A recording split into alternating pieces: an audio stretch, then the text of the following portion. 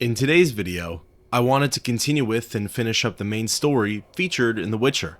Last time, Chapter 4 had just begun.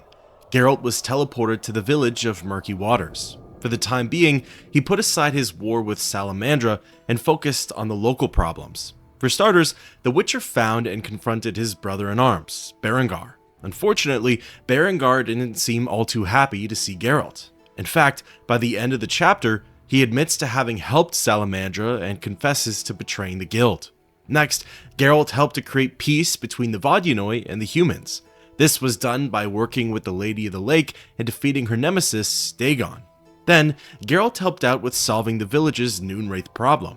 There was a complex love square involving the NPCs Julian, Alina, Selena, and Adam. Julian and Alina were engaged, while Adam had feelings for Alina. Selena was jealous of Alina and confronted her in the fields. This led to Alina's accidental death, turning her into a Noonwraith. Once Adam found out, he killed Selena in the same field, and that had managed to turn her into a Nightwraith. Upon telling Julian, he vied for Adam's arrest and asked Geralt to put Alina's soul to rest. Geralt tried a few different methods, including violence and showing Alina some old mementos. Finally, enlisting the help of Dandelion to play her a ballad, she broke free from her trance and her soul was able to rest. For the entirety of the chapter, Geralt had been looking out for Alvin. He came to the boy's rescue on multiple occasions, and the Witcher was able to share his outlook on the world and its people. Then finally, it appeared as though the Order in the Scoia'tael's war had leaked over to Murky Waters. A soldier by the name of White Rayla and her platoon were out looking for a Scoia'tael warrior to Ruviel along with her group. This led to a skirmish in the village, and it ended with Alvin teleporting away. For now, there's no way of locating him, but by this point, Geralt's journey through Murky Waters is over. The only thing left is to sail back to Vizima, where his destiny awaits. This is where the story continues. When ready, I spoke with Dandelion by the boat. Together, we set our sights on Vizima. Geralt? This is bad, really bad. What happened? Alvin opened a portal and disappeared. He could be anywhere. We need to get back to Vizima. Triss might have some ideas. Vizima it is, then. After you. As the pair and the Fisher King sail away, Geralt looks back at Lakeside one final time. He thinks about his journey and what he's gone through up until this point. All of the death and destruction that's essentially followed him around. You'd almost think that he's the root cause of it all. Yet in his wake, there have also been splashes of hope and glimmers of light. He influences people wherever he goes, and sometimes the good deeds continue to spread. However, with that being said, the Witcher's final view of Lakeside is the Order marching through it. What their plans are for the area and what they intend to do is anyone's guess. We arrive in Vizima soon. Smell that? Yeah. Smoke. Something's burning. Heavy and stifling, like thatched roof huts. Damn it, Geralt, look!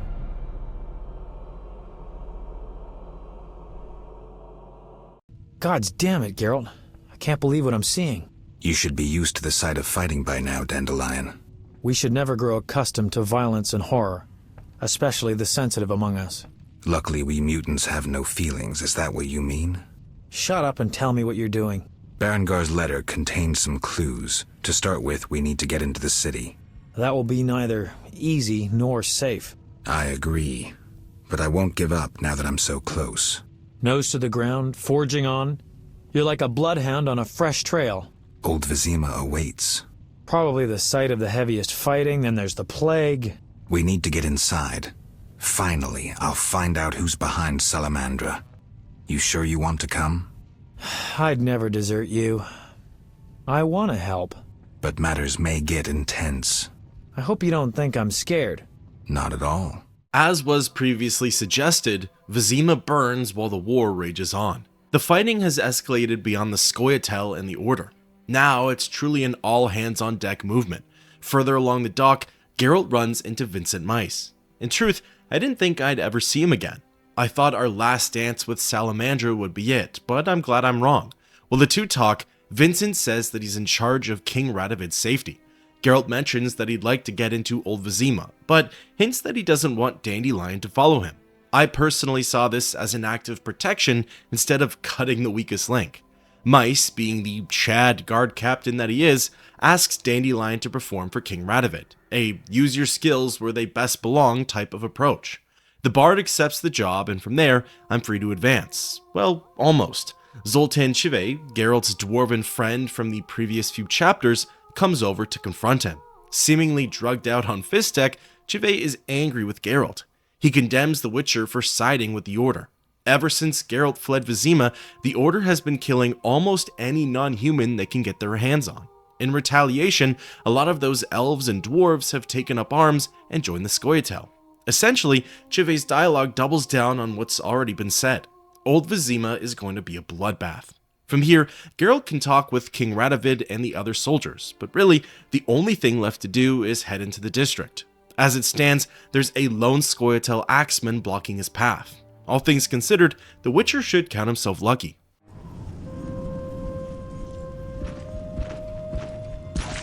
Gracious sire, this is madness. You should not expose yourself to such danger. Wait here and allow me to summon a stronger force.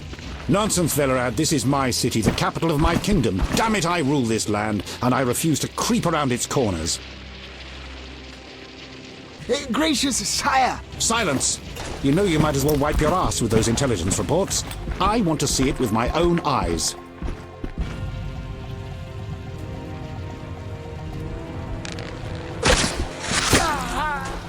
Non-humans attacking! Protect the king!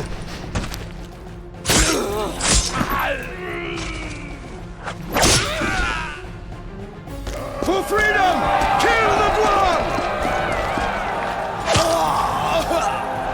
I'll hang you by your own guts, human!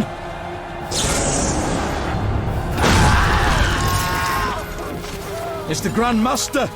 We're saved!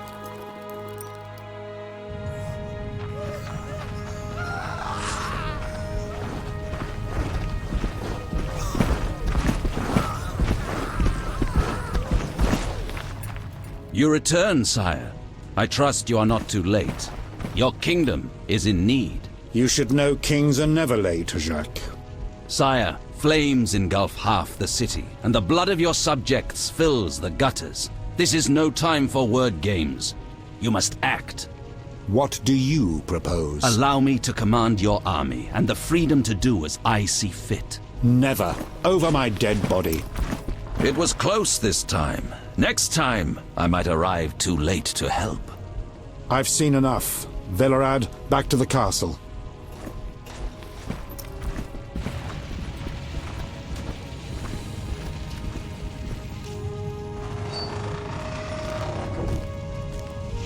What is he doing here? He dropped in. He seems to have a talent for that. What shall I do with him? He'll come with us. I have a matter to discuss with him.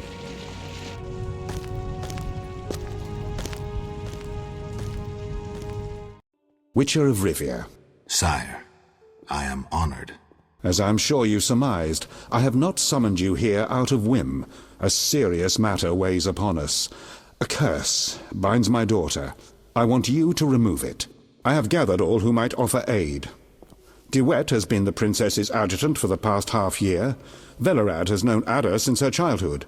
And Triss Merigold is here for her extensive knowledge of magic and female intuition. Consult them and think upon this matter. We shall speak about it again soon. As you wish, Your Highness. In the meantime, equally urgent issues demand our attention.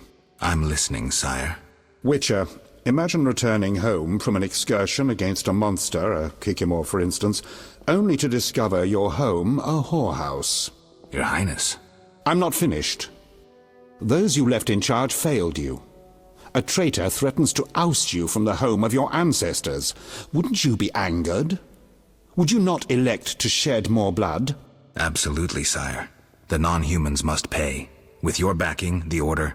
Unfortunately, the knights have forgotten their place. They've developed a taste for power and want more. That is not something I can allow. You stood by while the Order's power increased. Perhaps you should negotiate with the Grand Master. And perhaps I should behead the Grand Master and his underlings. That would solve the problem. Sadly, it's not that simple. I'm certain you're right, sire. I must attend to some urgent matters. Speak with these excellent minds. Gain their insight. And don't forget my daughter, Witcher. I'm counting on you. I won't forget. My servant will summon you when I have more time. So that was a lot to unpack. We were introduced to King Foltest as well as the Grand Master of the Order of the Flaming Rose. I've heard a lot about the former, but not much regarding the latter. Unsurprisingly, Old Vizima is a war zone. Everything's torched, and just about anyone who's alive in there is forced to bear arms. For now, I'm away from the battlefield, but rest assured, Geralt will soon get plopped right in the middle of it. Apparently, Ada's curse has returned, and now Geralt's medallion vibrating like crazy makes sense. It was a warning regarding her monstrous side. Somewhere along the fight with Salamandra, the Order, and the Scoia'tael, I'll need to find time to deal with that. First things first though, Geralt needs to speak with the three advisors, Velerad, Wett, and Triss. It's been a long time coming for the Sorceress and the Witcher. Geralt, I was worried about you. I worried too. I'm proud of you. Heard how you fought for Alvin. Horrible things are happening in Vizima. True, but the king has placed me under his, protection. Tell me, where's Alvin? Alvin vanished into thin air one day, despite the amulet I gave him. Vanished? That's awful. He might be anywhere in time and space. I had hoped the amulet would block those abilities. I hope he'll be all right. Triss, I've been thinking about us. Oh, Geralt. I love you. I want to be with you no matter what. Love is the sole thing of beauty in these rotten times. Geralt. I could change, take fewer risks. We'd find Alvin, live together. I'd build a house. A house? Nice dream. You could breed horses and sheep. I'd tend the garden, cook meals. We'd sell what we grew to buy copper pots, iron rakes. We'd age with dignity. Evenings you'd play bagpipes of your own making as a remedy for my gloom. I'm sorry. I didn't mean to... Geralt, say something. I can't lose you. I'm here. These are trying times. We just need to survive. We can dream again when the madness passes. Triss, I love you too, Geralt. To the end of time. You know, I saw the opportunity for Geralt and had to take it. I figured if this was going to be the final push against the forces of evil, might as well drop the L-bomb on Triss. Unsurprisingly, she feels the same way about The Witcher. You know what though, I unfortunately don't really see these two getting their fairy tale ending. What do you think about the situation with Ada? She's a Striga, Geralt. We both know that curses don't cast themselves. Any theories? Years ago when you first removed the curse, you ordered the princess to wear a necklace with an inclusion. Juniper, broom, and hazel branches were to be burned in her chambers. Don't tell me. Someone replaced the necklace and added crap to the fire. Yes, someone close to her who knew the secret. Velerad might know something. So you think I should aid the king? Definitely. In a sense, I'm a political prisoner. I could teleport away, but that would be highly inappropriate, and I still have a few matters to settle here. What might those be? I wouldn't dream of boring you with them. I know you're busy slaying non-humans. It's not like that. Oh, excuse me. Quelling a rebellion. Is that what they call it? Eliminating terrorists? I see no difference. I've got to go. The next advisor I turned my attention to was Velerad. After all, he likely knows the princess better than anyone. Greetings, Geralt. Greetings, Velerad. I saw you speaking with the king. I gather it was unpleasant. It could be worse. The king told me about Ada. Dreadful, you warned us it might return. Can you break the spell a second time? We'll see. You seem to remember last time well. Certainly. You stayed from dusk till dawn in the old manor house where the Striga had her sarcophagus. Kept half the city awake with the noise you made. We went to the manor at dawn and saw the two of you lying on the floor by the sarcophagus in a pool of blood. You were barely breathing, but the princess was cured. With the traitor Ostrid dead, the king was overjoyed. Who was Ostrid? He cast the curse out of jealousy. He loved the king's sister. Many victims this time round? I don't know. These days, the corpses lie thicker than flies on a pile of manure. Know where the Striga sleeps in daytime? No, but she's been seen in old Vizima. She may hunt there. Removing the princess's curse will be risky. True, but the king has ways of encouraging you to do it. We'll see. Do what you will, but remember, Foltest loves his daughter very much. I know. Then lastly, there's Count de Wett. Him and I haven't exactly seen eye to eye, although with our conversation, we'll see if any of that changes. Witcher? Count. No titles, please. Let us bury past misunderstandings in the name of a greater cause. So be it. The king wants me to lift the curse that holds Ada. Not surprising.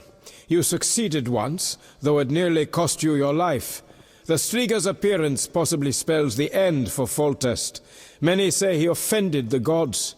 Remember how she first became a Striga? Remind me. As a youth, Foltest had quite an appetite. So much so that he ploughed his own sister. Their child died at birth, but then continued to grow in its coffin, only coming out to feed. Then you arrived, and broke the spell, though apparently not completely. The Striga's reappearance proves the royal dynasty is cursed. The people are sensitive to such signs. No wonder Foltest wants you to kill the Striga. I thought I was supposed to lift the curse. You are to keep the Striga from becoming an eyesore. The chance of removing the curse is minimal. I've heard a rumor of an additional reward for killing the Striga. Would the rumor mention how much? 5,000 orens. Nice number. Any idea who's spreading this rumor? No. However, there are other things to consider. If you do solve the Striga problem, the king might take his savior's advice. Have anything specific in mind? A fresh yet unsigned decree on the king's desk disbands the order. If you ask the king to reconsider, well, your friend Siegfried would be grateful. Yes? Our merciful master will see you now, sir. Go upstairs to his chambers. I'll go immediately. So, from what I've gathered, Triss thinks that the princess's returning curse is due to foul play. Velorad's heard that the Striga hunts in Old Vizima and believes it's best to cure her rather than slay her. Then lastly, it sounds as though de Wett has some strong beliefs regarding Ada's origins. It almost seems like he's 50-50 on whether curing her is actually the best strategy. Considering he was so protective over her at Levarden's party, it's surprising to hear his rather unfiltered opinion. Either way, even though all three of the advisors have differing ideals, they all lead to the same conclusion. Princess Ada needs to be dealt with ASAP. Finally receiving the king's request, Geralt is able to head into his majesty's chambers and share his thoughts. Foltest starts by asking the Witcher what the consensus is. What would happen if Ada was cured again? Geralt says that she'd largely remain the same. She'd still possess her mind, memories, and maturity. Foltest thinks about all of the possibilities and surprisingly accepts that Geralt has to do what he can here. Ideally, the princess is to be cured, but if for whatever reason she can't be, the king permisses the Witcher to kill her. However, there are a few conditions from Foltest. Firstly, he'd like to know who cast the curse on his daughter. Once Geralt learns of their identity, he's to tell the king and only the king. Secondly, Ada's death is to be swift and painless. Should Foltest receive word of otherwise, he'll exact the same wrath onto Geralt's friends. Quite the hefty threat there coming from the king. Luckily, Geralt's a professional, and he should be able to handle the Striga, both in terms of a cure and in a fight. Next, the Witcher brings up Salamandra to the king. It's a brief conversation, but Foltest talks down on his daughter for dealing with them. He notes that Geralt has significantly thinned their ranks and acknowledges that the Witcher's overarching quest is to destroy them. I took this as Foltest's attempt at asking for forgiveness on Ada's behalf. We'll see what comes of that.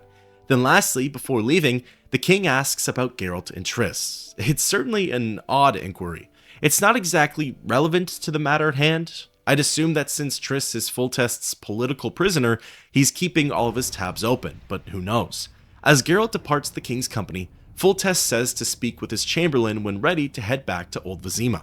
Really, that conversation was more so a summary of the previous three. However, it sounds like Geralt's going to have his hands full. The hunt for Salamandra, the war with the Scoia'tael, and now curing or killing Princess Ada. Never a dull moment as a Witcher. From here, there wasn't much else to do but set sail for Old Vizima. Chatting with the Chamberlain, Geralt was transported over. This is officially where the chaos starts. Upon landing, the sounds of screams, cries, and metal hits my ears. I'm sure Geralt felt the haze in his eyes, and he could probably also smell the smoke and death in the air. To my surprise, waiting below the ramparts was none other than White Rayla. Greetings, Witcher. I knew we would meet again sooner or later. Greetings, Rayla. Get your unit back? Yes. My reward for that elven slut. I told you I'd hunt her down. Teruviel? That's the one. Yavin's bitch. I handed her over to the boys, then we hung her. I've never seen anyone fight so fiercely. Decision time. A turning point. Stand aside, or fight non-humans. I chose to fight. Neutrality gone. The skirmish at Murky Waters was the first of several victories for the Order. The uprising nears its end.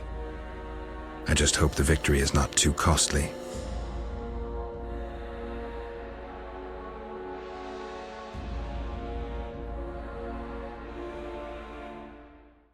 They say Yavin's gone wild.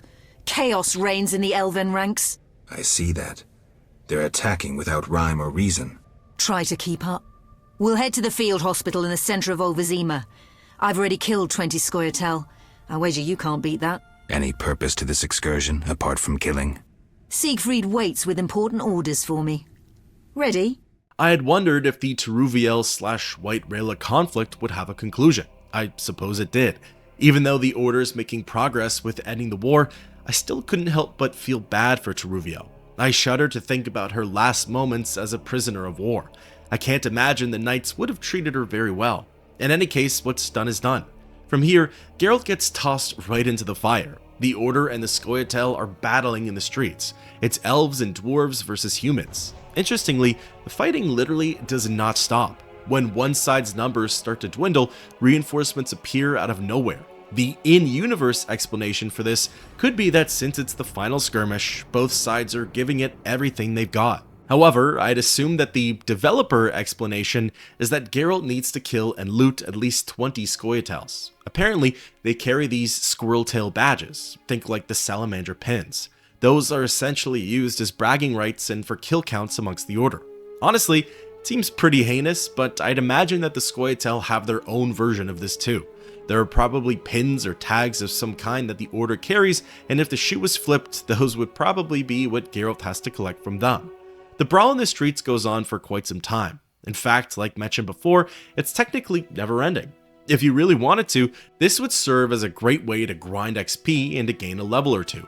At this point in the game, skill selection is extremely pivotal. That's something I'd soon learn the hard way, but if I had a recommendation, it'd really be to hone in on a battle-hardened Geralt. Strength and dexterity first, fast and strong styles second, group styles third, so on and so forth. Those silver and gold skills really make a difference, especially late game. After what was probably 10 or so minutes of straight carnage, I finally collected my 20th Squirreltail. This gave me the go-ahead to leave the battlefield and to head straight for the hospital. This was where I'd be able to find Siegfried, among other NPCs of course. You couldn't have killed more long-ears than I. You forgot the ones I killed on the dike. We'll consider it a tie then, and finish this contest later. Why are you looking at me that way? I was thinking about a certain legend. Ever heard of Raven's armor? Where would I find an armorer capable of making Witcher's armor? The Order's armorer is excellent. He has a shop somewhere here in Old Vizima. All right, I'll find him. Shani's an angel. I swear on the eternal fire her hands work miracles. No doubt. Are you badly hurt? Merely a scratch. Shani confirmed I'd be back on my feet in no time. Looks like your wound was caused by a... giant cleaver. Swung by a berserk butcher dwarf. He cut down 3 brothers, but I got him. Siegfried, every child knows to stay away from berserk dwarves. You were lucky. Welcome. You've set up a hospital. Clever. Do you have a minute? I have my hands full. Besides, I'm apparently not worthy of your trust. What are you talking about? Alvin, you made it perfectly clear who's worthy of a Witcher's trust and who's not, who you'd sleep with on occasion, and who you'd entrust with a child. But... Enough. The wounded need my help. Master, are you a Witcher? I am. What is it? Master Geralt, the she-beast is murdering people. What happened? The The Striga appeared by the tower. I was sent to get a Witcher. Already 5 soldiers have breathed their last. Help us. Which tower? The tallest in the district. The one the Scoia'tael set ablaze. Well, there were more than a few conversations going on there. Firstly, Rayla mentioned a smith for the Raven's armor. Initially, it took me a minute to figure out, but essentially, I am too late on the armor. The remaining pieces and materials would have been in previous crypts. The one piece that I had found was likely the last one to find, so for now the armor will have to be for a separate video. Moving along, Shawnee definitely has her hands full here. She's still ticked off at Geralt, but with the walls crumbling down around her, something tells me that the two may reconcile, or I suppose whatever comes close to it. Siegfried is apparently down for the count, who knows when he'll be up and at 'em. Luckily for the knight, there's plenty of fighting to go around. I'm sure by the time he's ready, there'll still be Scoia'tael warriors wreaking havoc. As for what the soldier had to say, well, I guess Princess Ada's in town. With the Striga hunting in the streets of Old Vizima, I might already be able to knock off one of the big 3 from my list. Firstly though, there's the matter of getting to her. The watchtower is on the other side of the district, and as it stands, there are plenty of Scoia'tael in Geralt's way. However, where I personally goofed, as per usual, is that I made things more complicated than they needed to be. The quest marker was pointing Geralt to the watchtower. That in and of itself isn't all that tricky to get to. I just had to push through the big skirmish at the center of the town. Where I ended up making this quest difficult though is that for some reason, I just sort of went the wrong way. After doing what I thought was a thorough check of the area and not finding anything, I pressed on and ran into garrisons of Scoia'tael. I assumed that heavy enemy presence meant that I was going the correct way, something that so far in The Witcher has proven false time and time again. So, after spending nearly 20 minutes dying to the Scoia'tael and finally pushing past the crux point, I learned that my efforts were in vain. There was nothing on the other side of their forces, and of course, after returning to the original search area, I discovered that I just didn't look hard enough. There was a little nook right before the street wraps around the corner. This space held a host of Temerian soldiers who were all gathered around the watchtower. Upon getting in close, Geralt could finally lay eyes on the Striga, or rather what everyone thinks is a Striga. As the camera pans and zooms in, we can see that this creature is actually holding a blade. Furthermore, it's smaller than a Striga, and apart from its bare minimum appearance, doesn't even really resemble the monster. As this thing descends upon the soldiers, I can see that its nameplate refers to it as a mutant. This flesh and bone abomination is one of Salamandra's experiments. Using the Witcher mutagens, they played God and created these horrific monsters. You can see that it was supposed to mimic the Witchers. It utilizes Geralt's own fighting styles against him. At first, I found the mutant fight to be quite challenging. It was more than likely due to my low health, but found it to be an extremely difficult fight. Fast style was apparently very effective against Witchers because my defense could not keep up. Only after reverting back a bit did I manage to come out on top. With a full health bar, I stood an equal match for this Witcher wannabe. After its defeat, the one person both curious and dumb enough to get close emerges to take samples, Kalkstein. Finally, that monster is dead. Why are you here?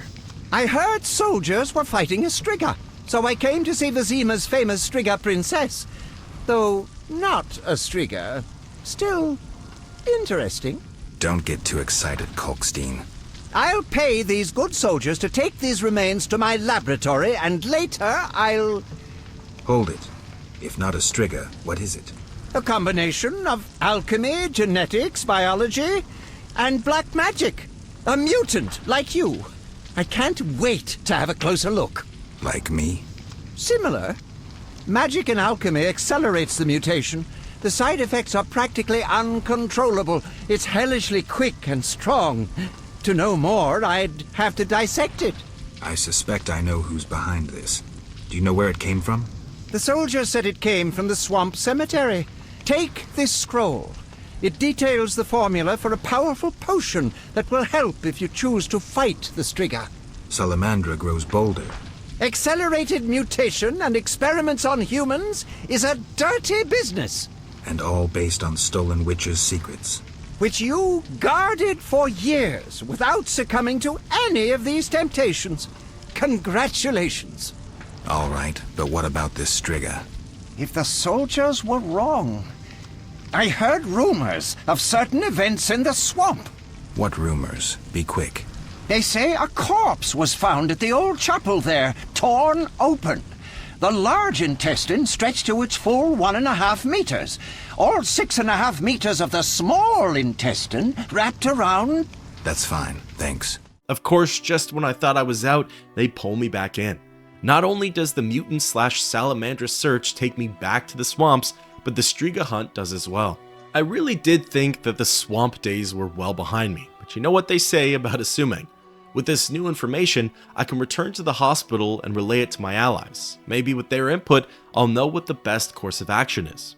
What happened with the Striga? False alarm. Some mutant was attacking the soldiers. Need help? No more than anyone else. Let me decide. Shani. You seem to be in one piece. Not worried about Knights of the Order or elves showing up? They both think you're treating the enemy. For me, they aren't enemies, just wounded. In this hospital, we make no racial or political distinctions. I came to understand that at Brenna. Rusty treated Nilfgaardians and our own, even shielded a patient with his own body when elves showed up. If they come here, I hope I have the courage to protect my patients. I'm sure you will, though I'd rather you escaped. Nice to hear. Why are you telling me this? What's that sound?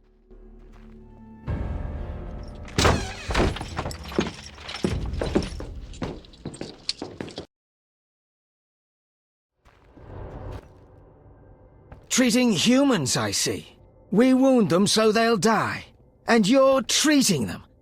How illogical and contrary to our interests. Out of my hospital! Murder each other to your heart's content in the street, but don't show your faces here. Shani, watch out! Kill the Dwan! Well. It looks as though the Scoia'tael aren't above the war crimes that the Order's been condemned for. At the moment, it's just myself and Shani taking on the unit of non-humans. White Rayla is nowhere to be found, and Siegfried doesn't dare get up. To her credit though, Shani does a pretty good job at distracting a few of their fighters. This ended up dividing their numbers, allowing for me to focus my efforts on a handful. When they were dead, I was free to move on to the next lot, and overall, it was a much easier process than what I had just gone through. They wanted to slay the wounded. How can anyone fall so low? I've seen worse in town. Thank you, on behalf of all the patients. They shouldn't bother you anymore. See you later. Farewell.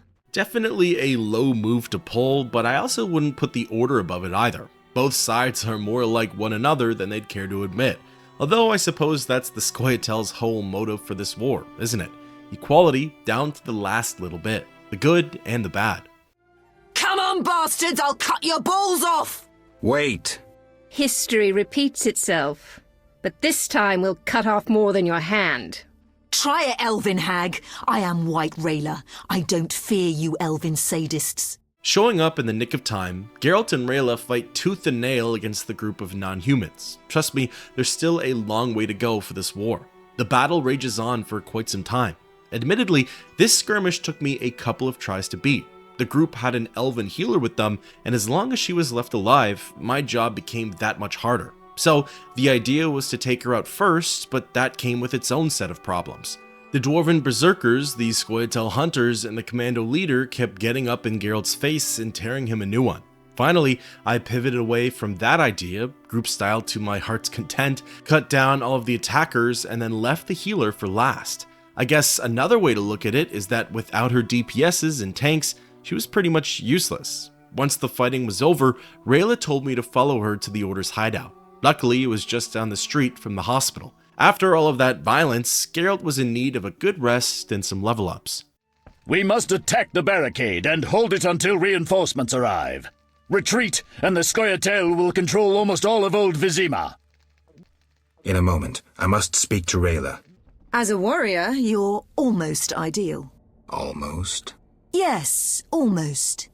There may be no man who can defeat you, but a female. You mean yourself?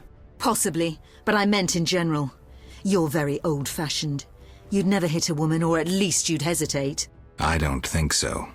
Stop pretending, Geralt. We both know a conscience can be deadly. Hesitate and there'll be a blade in your gut before you know it. You're deluded. I'll prove it. We both know you'd never draw your sword against a woman. I know other ways to tame you. Ha! Prove it, if you can. After sweet-talking trysts at the castle, this romance comes at such a weird time. in the middle of a war with White Rayla. I really didn't think there would ever be something between her and Geralt, but here they are. Back in Chapter 4, I honestly thought that their story would have ended with a fight of some kind, but I guess not. Either way, call it one last hoorah before the big battle. After their time together comes to an end, I get to meditate and level up. This definitely comes at an opportune moment. There are plenty of skills that need buffing, and right around now, I was starting to put more attention on the signs. I know, it's endgame territory, but hey, better late than never. When ready, I left the hideout and met back up with the Order. To my delight, I saw that Siegfried was up and at 'em. It was good to see him on his 2 feet and in fighting shape. However, the night delivered some grim news. Rayla went on ahead with her unit and is currently trapped over by the barricade. If we're to rescue her, time is of the essence. Again, definitely one of the smoother experiences during Chapter 5. Basically, the Order marched along the road I had already went down while searching for the Striga. The same sets of squadrons were posted along the pathway. Of course, this time I had the help of the Holy Knights to take them out. I was able to shield myself behind their ranks and pick off any stragglers. It didn't take us too long to reach Rayla, and she seemed to be in one piece. With the Order's forces united as one, all it took was one last push against the Scoia'tael. Together, we took out a few more groups of the non-humans. Honestly, it went by pretty quickly, and before long, the Order had crowned themselves victorious. The freedom fighters were successfully pushed back, and Old Vizima was declared theirs. Done! The barricade is ours! Victory! Rayla, wait!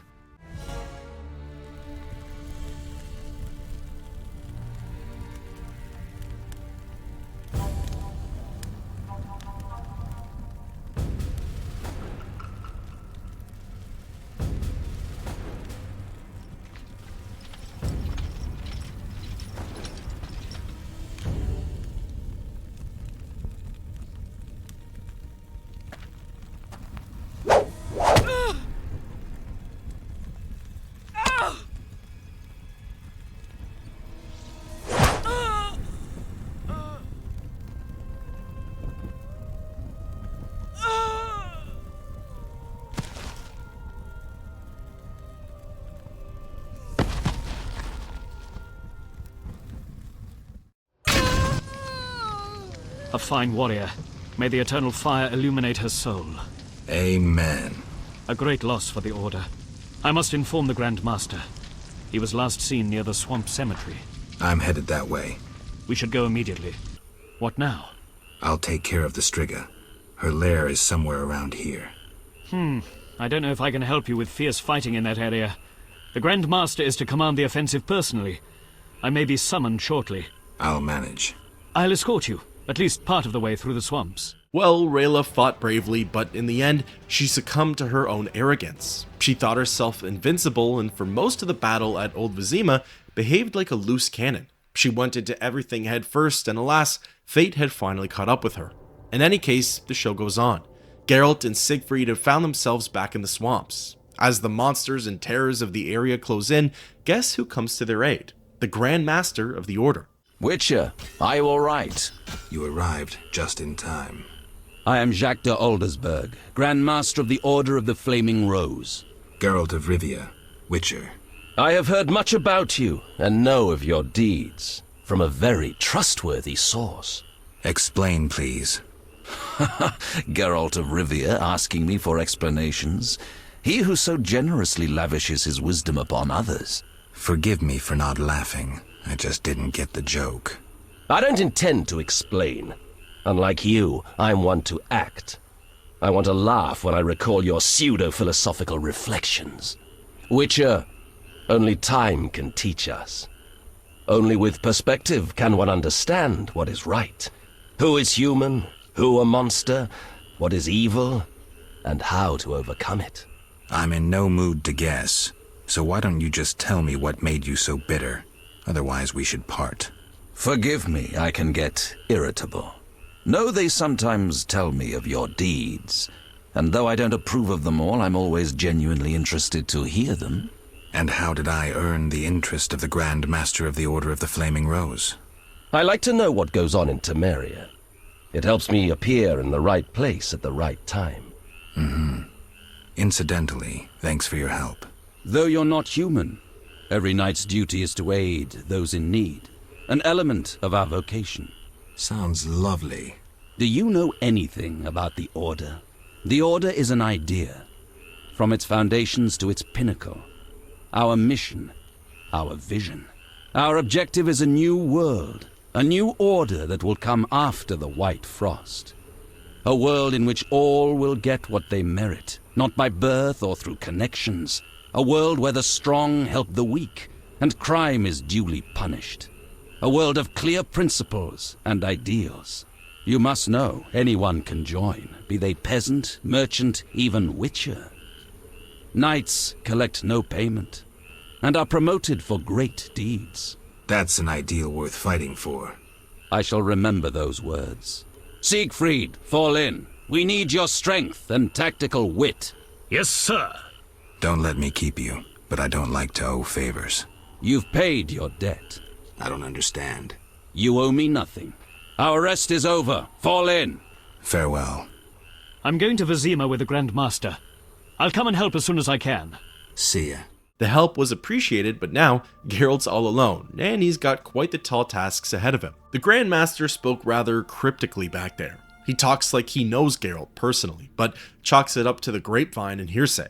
He too seems to have some sort of disdain for witchers, but really, all I can say to him is to take a number. In theory, de Aldersberg's vision for the future does sound neat and tidy, but if I've learned anything, getting to that point will require quite the opposite: disorder and bloodshed. From the entrance of the swamp, it doesn't take Geralt too long to reach the cemetery. The crypt is at the back of the plot, and interestingly, the Witcher's not the only one interested in its contents. For starters, there are a few refugees nearby. One of them is looking for his lost son. He doesn't offer much help, but after recounting his experience with the monster, he does confirm that the Striga's lair is within the church. Next, Velerad, the Burgomeister himself, has been sent to check up on Geralt's progress. Greetings, Geralt. Foltest asked me to check on your progress. Trust is fundamental. True, but this particular monster is his daughter. Why are you here? Foltest well knows someone meddled with the curse. He cannot believe Ada turned into a beast by herself. The crypt may hide evidence. Foltest asks that you search the sarcophagus where the princess sleeps. Surrender any evidence you find. I'll fulfill the king's order. Now show me to the princess. Follow me.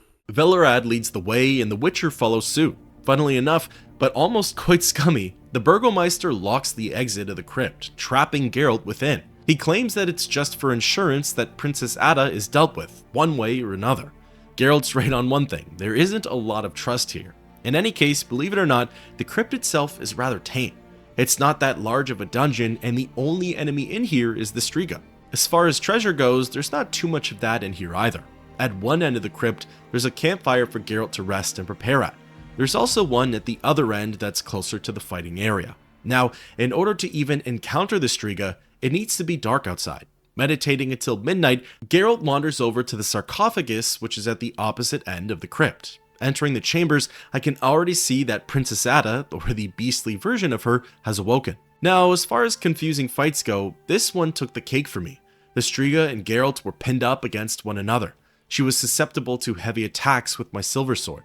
Those really seemed to do the trick. However, anything that I'd deliver, Princess Ada was able to throw right back at Geralt. The Striga hit incredibly hard. I definitely had to be mindful of my health here. Now, periodically there'd be a break in the action. Geralt would make comments about sunrise, and the camera would do a close-up of Ada's tomb. I really couldn't make sense of it at first, and I tried this fight a couple of times over. However, after losing my first try, I decided to look into her sarcophagus during the day. This time, the Striga was nowhere to be found, which I had figured. However, within the tomb itself, there appeared to be a book called Ostrit's Journal. If you recall, Ostrit was the man who first inflicted the curse upon Ada. The journal is mostly a hate letter for Foltest and talks about cursing the princess. Really, nothing new.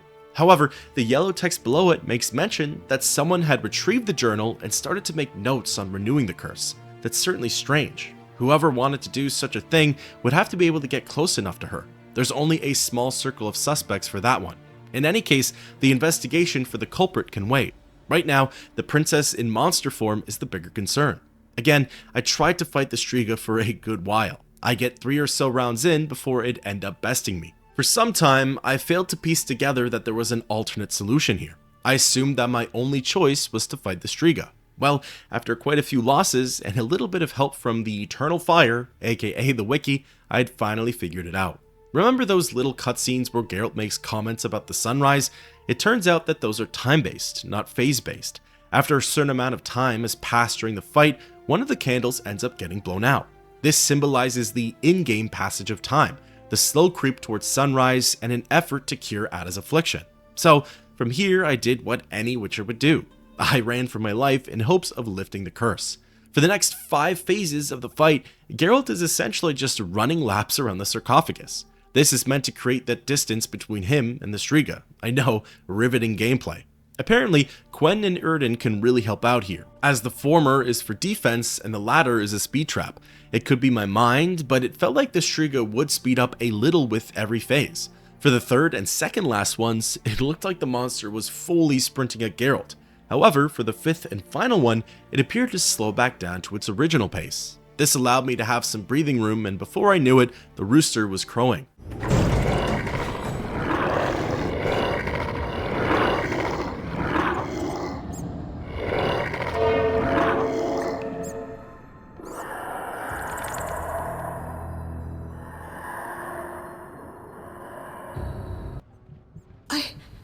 Where am I? Ada, you alright? What happened? It's over. You're well again. Geralt. Do you feel alright? Yes, better. I need to ask you about Salamandra. Oh, Geralt. That terrible professor. It's his fault. He tricked me, promised me power and glory. I haven't seen any salamanders since he was killed. The professor couldn't have created those mutants. Did he ever mention a mage? He came here once with this repulsive man, Abdul or something. The professor called him a powerful sorcerer. That's all I know. Know where I might find him? Unfortunately not. Don't worry, you're safe. I'll take you home. Oh, my hands. They're covered in blood. I killed, murdered so many people. Oh. It wasn't your fault. Don't think about that. It's behind you. I remember, through a fog. It was important. I concealed something in the sarcophagus. You must see it. All right, I will. Hold me, Geralt. I feel so cold. It's this crypt. We should go. You'll feel better outside. And just like that, the Striga problem is no more. That's 2 out of 3 missions complete. The Scoia'tael Order War is pretty much over, and Princess Ada has been saved. As for what she had mentioned about the coffin, that would have been a reference to Ostric's journal, in case I had originally missed it. Then, for this Abdul, I'm assuming she means Azar Javed, the professor's sorcerer and leader of this whole operation. And... shutting me in that crypt. Nice gesture, Velerat. Sorry, Witcher. King's orders. The princess is freed. Ada, Velerat will take you home. Witcher, second time I underestimated you. Third time's a charm. Foltest gave me something for you in the event that you survived. This is the devil, a Zerrikanian scimitar. The legends say it was tempered in dragon's blood. Someone induced the princess's transformation into a Striga. I have proof. Where? The king wanted to be the first to know. Fine. Is that all? The king said if you want to cure the disease, you must go to the old manor. He said you would understand. I do. Farewell. Farewell, Witcher. A nice gesture from the king. The new steel sword, Diablo, deals 30% more damage, has a 50% chance of inflicting pain, and a 25% chance of disarming. I had crossed my fingers for a new blade sooner than later, and thankfully the CD Projekt Red gods delivered. It probably won't come as a surprise, but this will be my endgame weapon. Doing some research in post, I've seen a few people say that Gvalkir is one of, if not the best sword in The Witcher 1. I certainly would have been interested in seeing it in action, but maybe next time. In any case, Foltest technically gave Geralt 2 rewards. The second was a hint on where to find Salamandra's base. I'd assumed through his network of spies, the king knew that they were hiding out at Old Manor, the next region over from the cemetery. Upon reaching the entrance, I noticed something quite interesting. Count de Wett, a member of the princess's inner circle, was also here. Definitely odd, seeing as how the rest of the order was called back to Vizima. State your business, Witcher. Let me pass, de Wett. You look terrible, like you haven't slept all night. I'm tired, Count. May I pass? My dear Geralt. I spent the night with a Striga, so my patience runs thin. With a Striga? To what end? Did you kill her? She's no longer a problem. I found evidence of a traitor in the princess's entourage. Any idea who? Not yet, but it's only a matter of time. I discovered a useful diary. Triss Merigold also knows some helpful spells. You should give me Ostrit's diary. The Grandmaster commands magic better than that witch Merigold. I never mentioned whose diary. But... to hell with it. Witcher, join me. Align yourself with the masters of a new order. With me, Roderick de Wett, the future Viceroy of Temeria. Who are you working for, de Wett? I thought you had it figured out. I'm working with Salamandra, for now. Think you can outsmart them?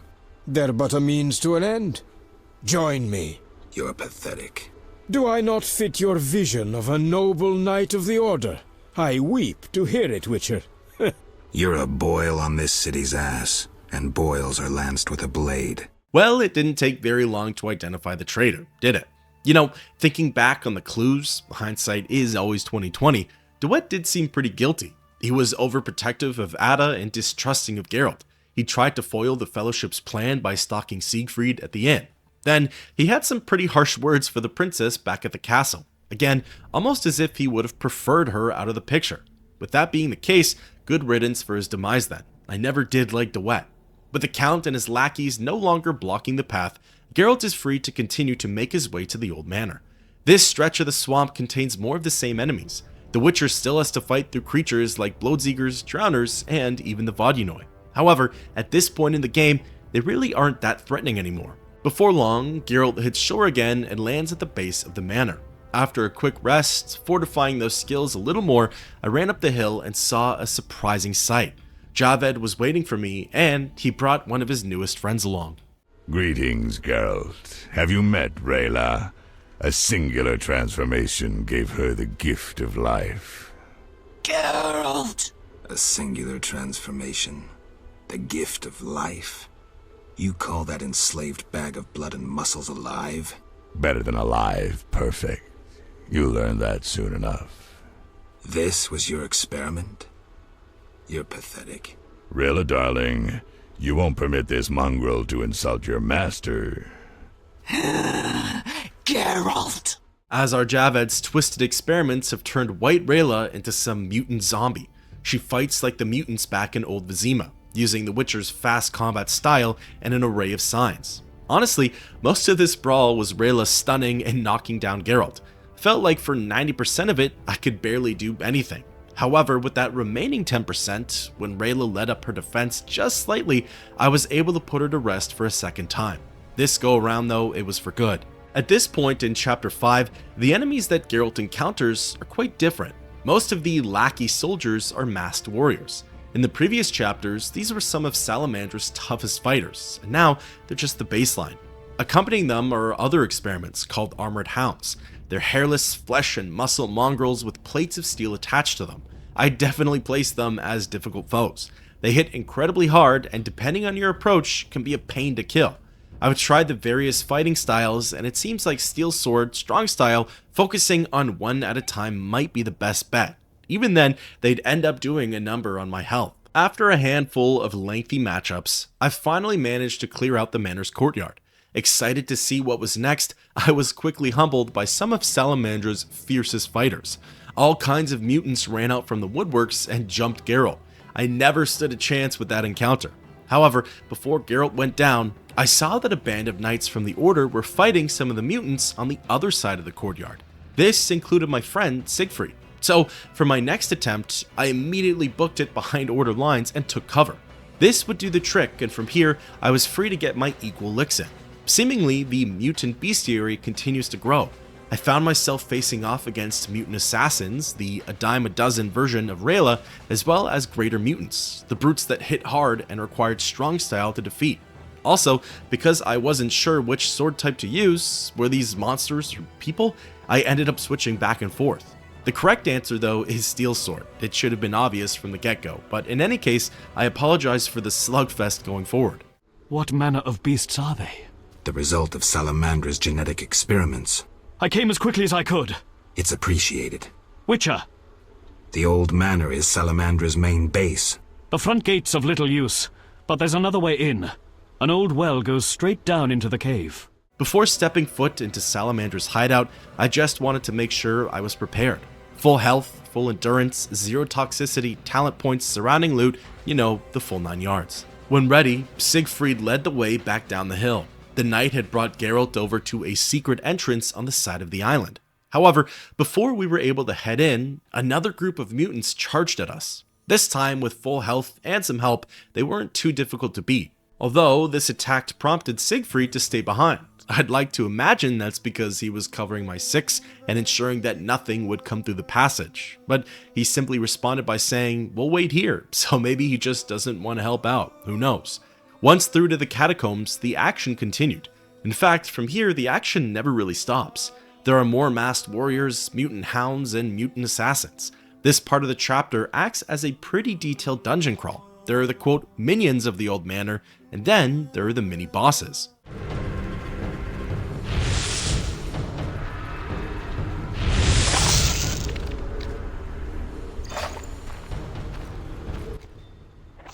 Rayla always admired you. Shame. You might have made a good couple. This farce is over. As you wish. Behold my Koschei, the perfect killer. The first of these so-called mini-bosses is the Koschei. This giant crab monster is a pretty formidable foe. It can hit both hard and fast. Luckily for me, I was able to best it on my first try, but that wasn't without the help of White Rafford's decoction. I only had 2 of these elixirs on me, and at the time, I was trying to be real conservative with their use. Heavy style, combo after combo, with just a sliver of health left, the oversized crustacean was down for the count. Because I was trying to use my potion sparingly, something I'd later fix, I had to make use with what was around. Fortunately, the dungeons of the old manor had campfires placed around just about everywhere. Think of it like waiting in the Elder Scrolls. All Geralt needed to do was meditate for an hour, and his health, endurance, and toxicity would go back to normal. Beyond the Koschei battlegrounds, I ended up fighting against more minions. I'd say probably every 30 or so meters, a new salamander lackey would step out of the woodworks. Given that this was the Witcher's final push against the criminal organization, it wasn't the time to hold anything back on either end. Diamond dust, runes, whetstones, elixirs, which I'll smarten up with in just a bit, I had to make everything count. Important to note though is that at this point, I could still exit the manor, wander around the swamps, and even return to Old Vizima. Those regions were all still open to Geralt. While in the manor, there were various chambers that had exits back out to the courtyard and the island. In fact, one of the final areas of the catacombs was the mausoleum. This section had access to just about everything you might need/want before a big event. With that being said, beyond this area, there are just a few more enemies. They're in a small corridor, and on the other side of said hallway, one of Geralt's most important battles awaits. How irritating. You just cut up my Koschei, the result of much labor. Now to resolve this matter through more traditional means.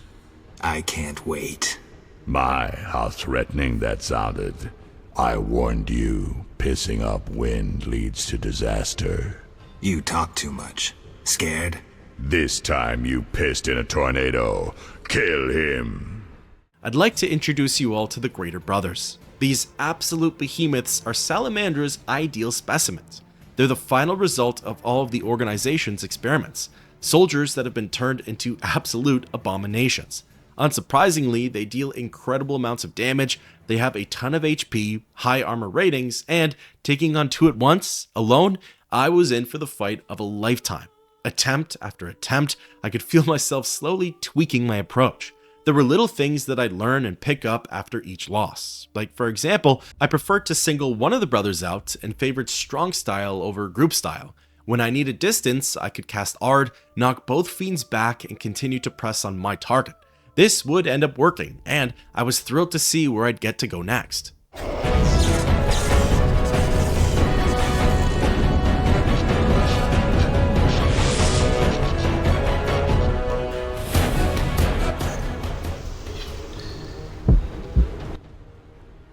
Your turn, Javed.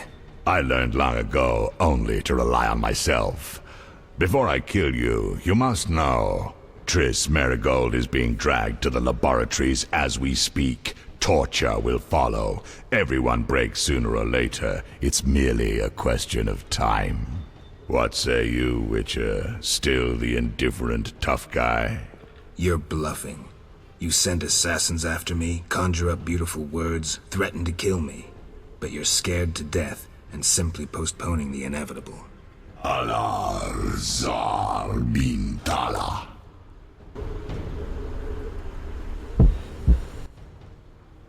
Berengar? I was afraid I'd be late. Can you use a hand? For a second there I wasn't sure if... I'm surprised to see you. I needed to think. Coward, you know the punishment you face. You can evade it by slaying Geralt of Rivia. You may earn my mercy. Your threats don't impress me anymore. Prepare, sorcerer. I've come here for you. We'll meet again, White Wolf. Berengar made his decision. He knew where Javed was hiding. He also knew I'd find the sorcerer sooner or later.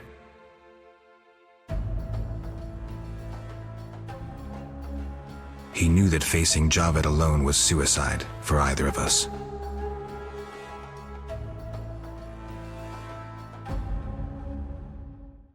Well, I certainly was not expecting to immediately be brought into the final boss fight. I had zero time to prepare, rest, or recuperate after the Greater Brothers matchup. Lucky for me, it looks like I made the right call on Berengar, as he's found the courage to help Geralt stand against Javed. For the time being though, he isn't really pulling his weight. Azar is able to stun and counter us both like it's nobody's business. Honestly, I couldn't even do that much here. I just soaked up all of the hits, took this as a teaser of what was to come, and went back to the drawing board. Unfortunately, this means that in order to get back to Javed, I had to go through the Greater Brothers fight again. While I managed to beat them once, that didn't mean it was easy for me to do again. I had to retry this fight so many times, and for most of these attempts, I was taking straight losses. Finally, I had smartened up and decided to see what kinds of potions Geralt could brew. I had the ingredients to make a few of these recipes, but decided to stick with the basics. Swallow would work great for that constant health regen, and Willow would do wonders against Javed's stuns and knockbacks. Downing both elixirs, I stepped back into the arena with the brothers and managed to do pretty well. The new strategy was that whenever my health got low, I could use Ard, knock them both down, run to the opposite side of the room, and regenerate my health in peace. Before long, I was thrown back into the Azar Javed fight. Again, my meat shield Berengar couldn't do all that much here, but he did get a few licks in on the mage. It was really just Geralt who put up the numbers on Javed. Heavy style combos, Ards for knockback, the Cupid shuffle for health regen. Honestly, all things considered, the battle went pretty smooth. I kept an eye on my health the whole time, but it never really felt like Geralt was in danger. After a heated battle and with faded breath, I finally watched the Zerrikanian mage drop to the floor. Azar Javed was dead. The leader of Salamandra was defeated, and with him, the rest of the organization should come crumbling down. Or, so I thought. Looking around the laboratory, I came across one of those magical mirrors from the other Salamandra hideouts. Interacting with it, I got to see the true face of the Salamanders. Javed, can you hear me? What's going on? How are the experiments progressing? I urgently need those mutated Knights of the Order in Vizima, and send me more failed ones. At this stage, I can afford no delays. Respond! Javed's dead. Witcher Geralt? Expect to see me, Grandmaster.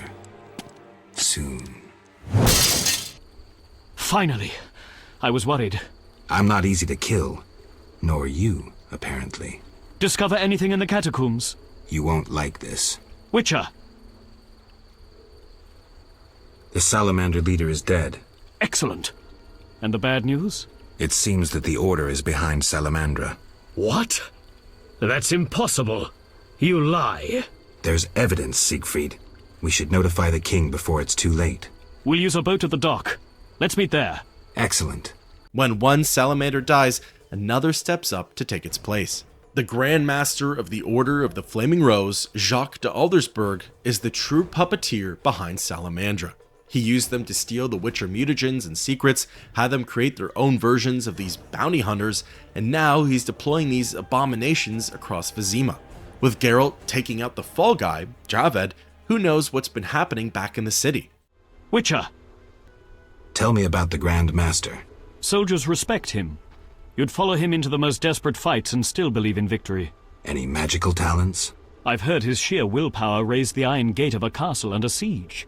Must be a powerful sorcerer. He's also an excellent swordsman. Is the boat ready? Yes. Grab the oars.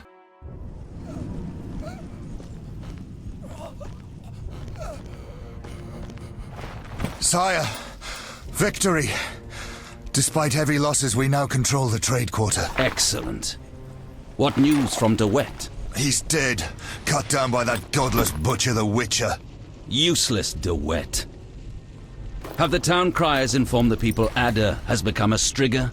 Yes, but the Witcher found the beast. Geralt of Rivia. Only he stands between me and... We must fan the flames of chaos. Release more of our experiments, and let the elves wreak havoc. Grandmaster, I must protest, as a nobleman and representative of... Enough. Give the people more food, and tell them any God-fearing human can find shelter at the castle of the Order of the Flaming Rose. Adalbert, I thank you for your loyal service. Take him away. A new era dawns. An era of superhumans. None will stop me. I appoint you my new adjutant. Know your assignment? Kill the Witcher. Then go.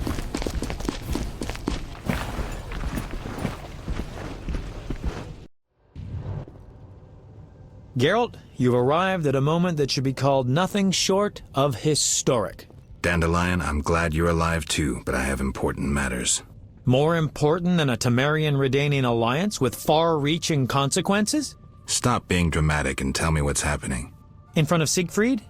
I thought the Order was out of favor. This part of the Order is on our side. Though the Grandmaster violated his oath, not all knights have lost both mind and conscience. Foltest will be glad. Negotiations with Radovid are apparently going well, and it seems we're gaining another strong ally. When in Vizima, I'm a Temerian patriot. Let's speak with the king. He must learn the truth before he passes rash judgment on the Order. With the death of Javed and Geralt's return to Vizima, the 5th chapter comes to a close, and now we're on to the game's epilogue. Welcome, Witcher. Sire. We have several things to discuss. Of course. Stop deliberating, son. We need to put out the fire in this whorehouse. You'll get the princess's hand, and if life has taught me anything, half the kingdom as soon as I'm gone. As for de Aldersberg, we need to be rid of him. The Witcher will slay him. What? Relax, we'll pay you as much as you want. I'm a Witcher, not a hit. All right. 10,000. Isn't that a bit much? Come on, Foltest, the kingdom's worth a lot more than that. Yes, I suppose the boy's right. But you shall take home 8,000. It's a deal. So, we're all agreed. Radovid, your armies must subdue the Order in Redania and in the north of my lands. My armies will embark on a mission of fraternal assistance. I don't want any fucking fraternal assistance. The phrase rubs me the wrong way. You are to smash the Knights of the Order and withdraw. Relax, Foltest. My children will rule this land. I don't intend to destroy it. Forgive me, your majesties, but I feel it's time One more thing, Witcher. Yes? So, let's talk politics. And don't you dare mention neutrality. Judging by your company, you're already involved, possibly up to your nose. Sire, your wish is my command. To the average pleb in the street, the Order is fighting my armies, but make no mistake. This is a confrontation between me and the Grand Master, that ambitious fanatic. Directed all of Salamandra's actions and intentionally provoked the uprising. What do you mean? I thought you'd be interested, sire. Very interested. That makes the Grand Master, him alone, the enemy. Is that clear? As day. The Grand Master, rather than the Order as a whole, is the kingdom's enemy. And the Order need not be a foe. Led by someone sensible, it could be a friend to the people. It could be loyal to the king. Hear that, Siegfried? I do, and I understand.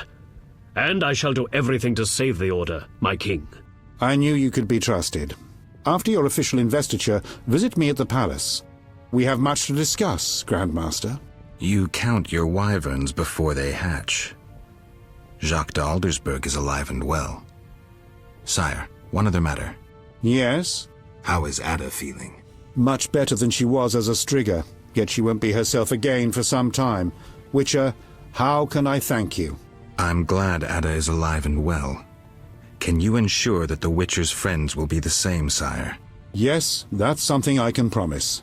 Witcher, I wish to know who was behind all this. De Wett transformed the princess. How so? On Salamandra's orders.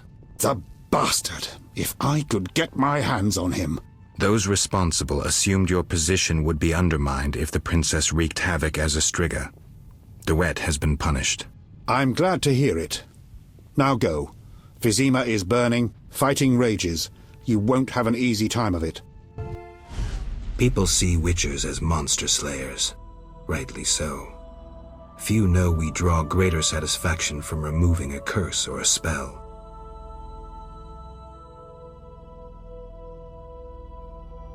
Swords are a final resort. As long as there was a chance I could save the princess, I had to try. It was worth it.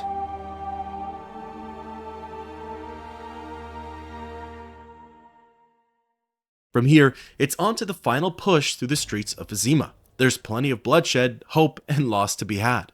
Then bold Foltest uttered these words. Virtuous Radovid. What the hell is that? I'm trying to keep a faithful and accurate record of these events. He said, "Stop deliberating, son. We need to put out the fire in this whorehouse." Geralt, you have no sense of poetry. There's the truth of time and the truth of legend. You'll never change. The pen is mightier than the sword, and you'll never change either. Off to save the world again when nobody's asked you. I need to finish something. I understand. Good luck.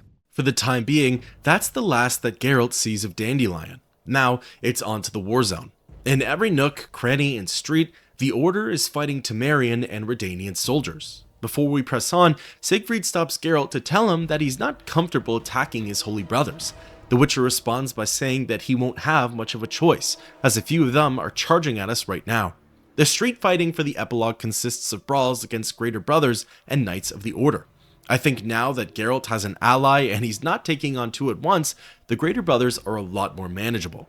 Don't get me wrong, there's still menaces on the battlefield, but I'm able to defeat them on my first try. For me, that makes a world of difference. From here, all roads seem blocked by debris. However, a good Samaritan comes by and ushers the two of us into his home. Interestingly, this is where I came across Skoll and Vivaldi. We didn't really have the strongest bond, but it was nice to see him one final time. It felt like a wrap-up on Geralt's loose ends. From the home, Siegfried and the Witcher were able to make their way down into the cellar. In doing so, guess who I came across here? Vitala, the ghoul from the cemetery, and the resolute girl from Lakeside. Again, it's like Geralt's greatest hits are all lined up. Almost like a farewell marathon, if you will. The conversations are just for flavor, but they were nice to have nonetheless. Within a nearby chest, I was able to secure the key to the nearby door, as well as some supplies. If the provisions were any indication, something big was on the horizon. The doorway in the cellar ends up leading us to the neighbor's home. Battling through a few undead monsters, we made our way up and confronted the homeowner. He said that from here, the only way out was through the window. Sounding fair enough, we climbed back down into the streets and attempted to gather our bearings. However, before we could orient ourselves, a nemesis of Siegfried's, and I suppose by extension, Geralt's, managed to catch us. Look into my eyes, Dwan, and you will see your death. I see a blind fanatic about to perish. Silence, traitor. You've delivered death too often. Retribution awaits. You might be able to brainwash young elves with your slogans, but they don't impress me, nor did they impress those you murdered. I was wrong about you. You're not worth talking to. You're a blind, rabid dog biting anything that moves. Someone needs to finish you off. Yavin, the leader of the Scoia'tael, along with his last band of warriors, begins attacking. Honestly, I expected more from him. I'm happy I didn't get more, as I wasn't prepared for it, but I really thought that Yavin would be a mini-boss in his own right. However, after a few group-style combos, his head was removed from his shoulders. In my eyes, that symbolized the true end of the Scoia'tael, which may or may not be true. Maybe they come up in future installments. Either way, it's the end of their story in The Witcher 1.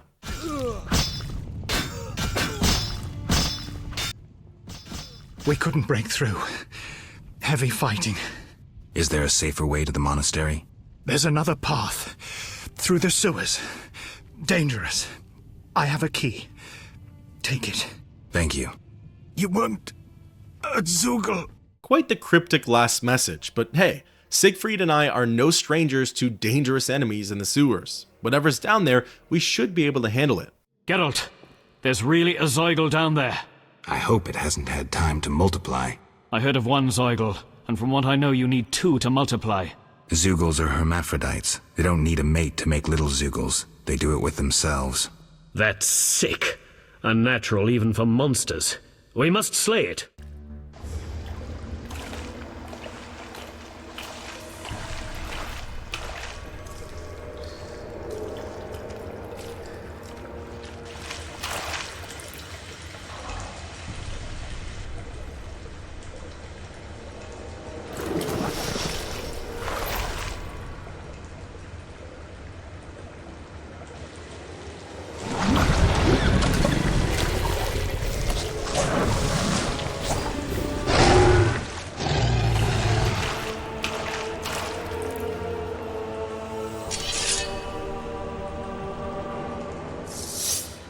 The Zugel serves as a small kraken for the Witcher's universe. It has numerous tentacles that it uses to fight as well as block off my escape. I'd say that this was a pretty tough matchup, but not necessarily in the traditional sense. It only took me 2 tries to beat, but the catch is that this boss fight was incredibly long. It was probably due to my loadout and skill level, but I must have sat in this area for close to 10 minutes. It's a fairly repetitive scene. The Zugel's tentacles emerge from the water, and Geralt and Siegfried need to attack them. They're capable of dealing minor damage to the Witcher in the night, but after enough damage has been dealt to them, the Zugel itself emerges. This is the important phase of the battle. This is when I can get some licks in on the monster and make progress towards defeating it. Again, I'm sure that maybe the more powerful your silver sword is, and the more fleshed out skill tree you have, you might be able to beat this thing in no time. For me, however, it took quite some time. On the second go-around, with a belly full of swallow, I was able to come out on top no problem. The tentacles weren't able to keep up with the rate of my health regen, and after some perseverance, the Zugel was down for the count. In the sewers beyond, there was a small campfire for Geralt to rest at.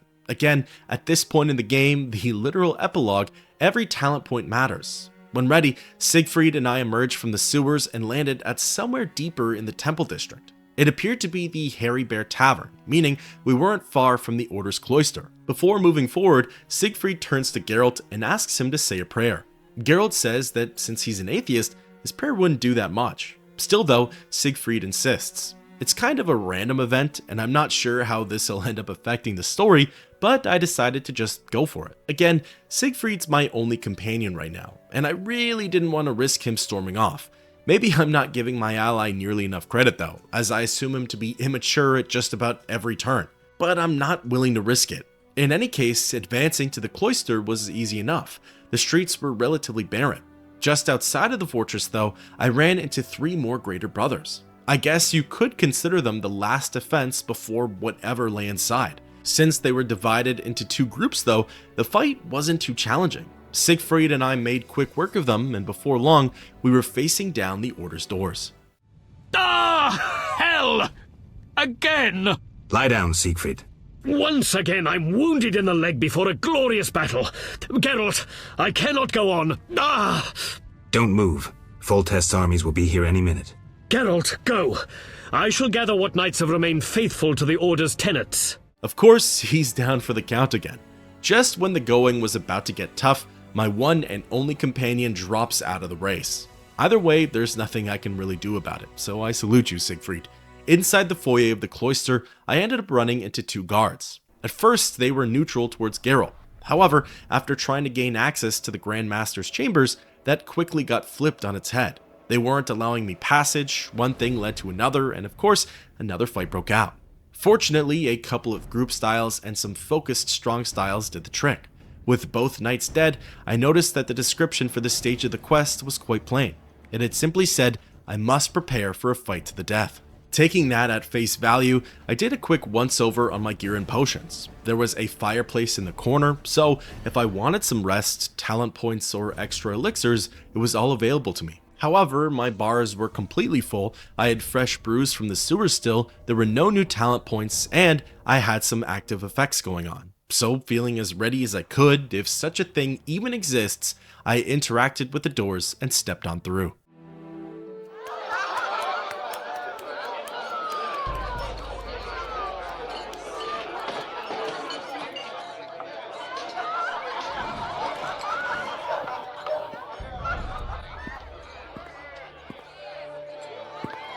Behold my people. They feast at my table, find warmth at my fire, and glow with happiness to be separated from the turmoil of war. You're deluded if you think the sight of women and children will make me leave you alone. I do not intend to deceive you. The white frost approaches, a cataclysm that will bury the world beneath snow and ice. Each night, I dream of icy wastelands and the death of the old civilizations. I've heard Ithlina's prophecy. The cataclysm is unavoidable. Kings prefer to wage local wars to expand their influence, while elves have become terrorists fighting for a lost cause. The world needs a savior, a man of the moment, someone to kindle the flame in people's hearts. Ha! You, savior of the world? Come, I will show you something.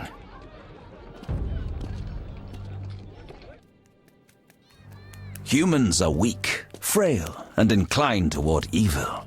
I shall create a new man, perfect, tempered in the eternal fire. Finished? Because if you are... You doubt me? I do not blame you. I had my doubts too. Yet now, my vision is strong. De Aldersberg casts some kind of spell? With it, Geralt and the Grandmaster get teleported to an icy plain. Wherever we are, it seems like we're far from the kingdom of Temeria. Well, as it just so happens, maybe we actually never left it.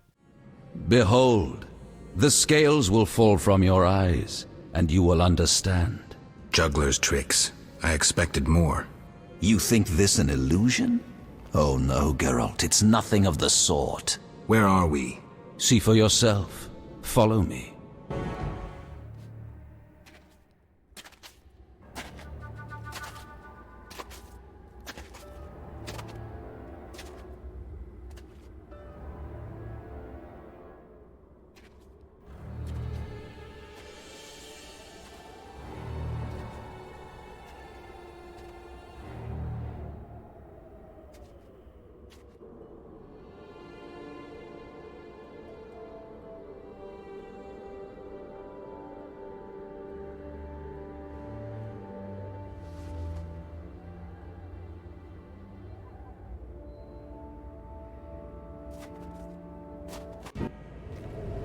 Now that you have seen the ice-encased towers of Vizima, do you understand? You're rambling, de Aldersberg. What do you want? This is the future. The white frost has destroyed human civilization. This is the end of time. Do we lose heart, surrender? Never. We can yet avoid our fate. Save your rhetoric for the plebs. Understand. The Order and Salamandra acted only to save humanity. Every criminal claims a higher cause. You lack humility. Time for a lesson in some.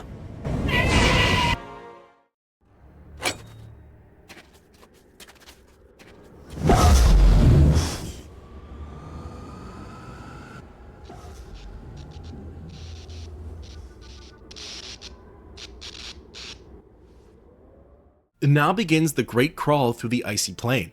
Honestly, this was one of my favorite parts of the story. Jacques teleports to the other end of the region, and it's up to Geralt to reach him. However, along the way, the Witcher runs into friends and foes that he's made along the way.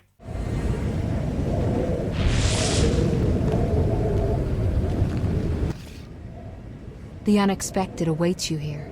How did you get here? You're stronger than the Grandmaster thought. You summoned me. How? The Grandmaster invited you into a vision of the future enclosed in his mind, yet you brought your own visions and specters. So this isn't real? It's more than a dream. Should you die here, your death will be very real. I shall accompany you, assist you. But only a blizzard follows us, with nothing beyond it but death. Triss Merigold, Geralt's romantic partner, is the first of his allies to accompany him on this journey. Together, they face the Icy Plains' most prominent foe, Skullheads. These are new beasts, creatures that not even the likes of a Witcher has seen before. They're sort of built like Strigas, but have a stronger resemblance to humans. Behind Triss and Geralt, a powerful blizzard approaches. I made sure to never even go near it, but given the sorceress's warning, I'm sure Geralt would either die instantly or get severely injured. On the subject of Triss, I'd say that I'm thankful to have her here with me, or at least a memory of her. Her spells and casts work wonders for taking out these Skullheads.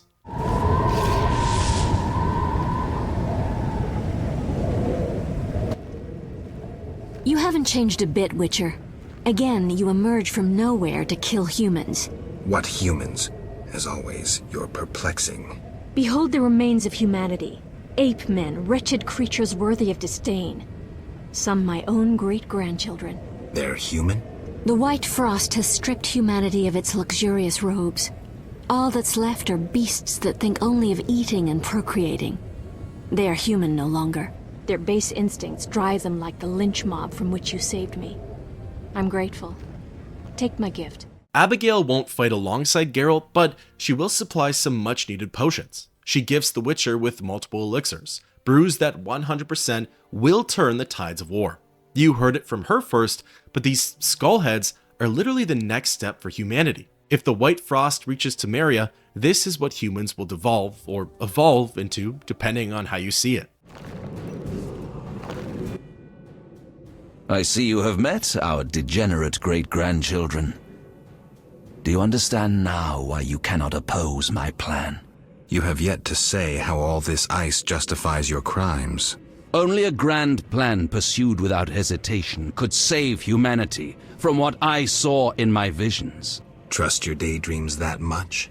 I never asked for these visions, this gift. But you chose how to use it. Many times you insisted special gifts should be used for just causes. I chose the most just of causes, saving millions of lives. And pursued it by ending hundreds of others. How many more do you aim to condemn? You have no notion of the approaching cataclysm. The spirits of those who perished wander here. Tell them they had no right to survive. Wandering through the icy tunnels, Geralt ends up battling spirits called Wild Hunt Wraiths. In fact, it doesn't take him too long to reach the king of the Wild Hunt. It tells Geralt that the course is set and that he can't stop anything. Wherever the Witcher goes, death follows. This turns into another group fight with more Wraiths, but luckily, with Triss by my side, they aren't difficult opponents.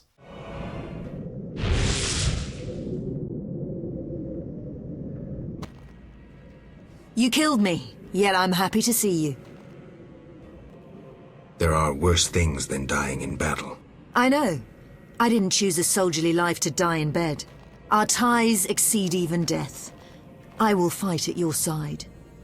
Draw your sword, things are about to get interesting. The party grows from 2 to 3. An aspect of White Rayla joins in on the action, and together, the trio goes up against more Skullheads. With just Triss and I, these things were already easy enough, but add Rayla to the mix, they become nothing more than nuisance creatures. At this point, Geralt is beginning his climb up the icy mountain. The summit holds that grand courtyard that Aldersberg originally teleported to. No doubt, the Witcher's final stop on this long, cold voyage. Do you finally understand, obstinate Witcher? Humanity will perish. The few who remain will become animals. My plan would avoid this. What plan, damn it? The human nations can only survive the cold through a mass exodus south. With you leading them? I'm prepared to do so. I see the future. I command respect. I would rule well. Of course, I had to get rid of any standing in the way, especially non-humans. Why so obsessed about other races? I was prepared to sacrifice anything, to save humanity at all costs. Do you know the saying, the ends justify the means? I do. You sound pathetic to Eldersburg, as if you believed your own lies. Non-humans, their extinction is not a goal, but a means. Since you detest humans so, I'll leave you with my no longer human serfs. You have much in common. You should get along. Unfortunately, the Order's ace doesn't stick around for too long. At this point, Rayla seems to have departed and it's back to just Triss and Geralt. Furthermore, the enemy type starts to ramp up here. Gone are the dull skullheads and in are the mutants. Obviously, Geralt has come a long way since first facing them, and he, or rather I, am better equipped to handle it. A combination of Triss's magic and Geralt's fast steel, and the story keeps on rolling.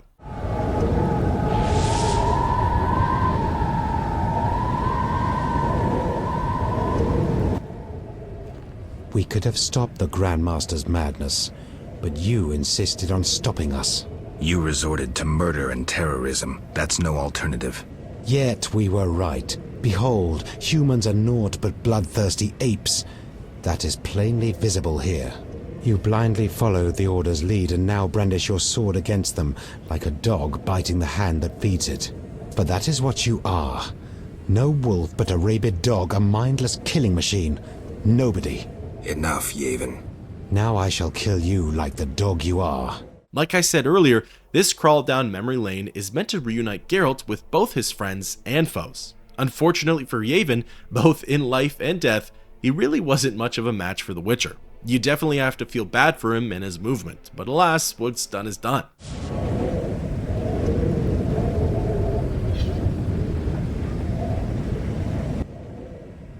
Look, Alvin. It's just an illusion, Triss. On that subject, Alvin's been MIA for quite some time now. I haven't seen him since the end of Chapter 4. One can only wonder if his story will come to a close too. How stubborn you are.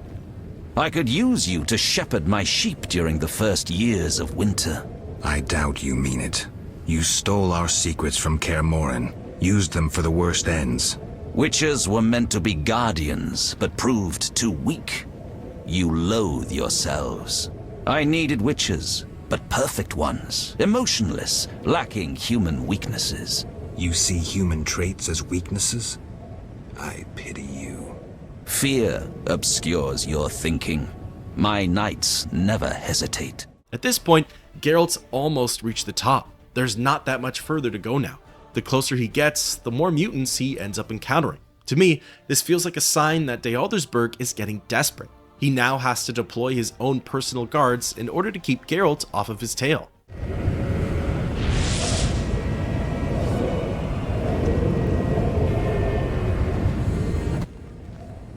Look, Geralt. Humans, monsters. Easy to mistake one for the other. True, Your Highness. I should know, wouldn't you say? The Grand Master is clearly a madman. Even I wouldn't dare pursue a plan like his. We must stop him. Milady, your wish is my command. You have class, a rare quality. I wish to fight alongside you. Call it a whim. Well, that was certainly unexpected, but hey, I'll take a Striga companion any day. The Holy Flame only knows that Ada gave me one heck of a time when I tried to destroy her, so hopefully she can give these NPCs the same treatment. As Geralt and co are crossing the icy bridge, it collapses behind them. While it doesn't seem like it means much, to me it symbolizes that there's no going back. From here, the only way out is forward, through the rest of Salamandra's experiments and the Grand Master. On the other side of the bridge, I found myself facing off against a few Knights of the Order, as well as some Greater Brothers. Alone, this battle would have been a nightmare. However, Triss and Striga, not too bad. The Greater Brothers still did a number to my health, and I found myself scrambling around the battlefield, but I never felt at risk of dying. This whole time, actually, I felt pretty confident in my build and my version of Geralt. Here we must part. Why? At the heart of the vision, he controls all. You must go on alone. See you, Triss. I'll be back.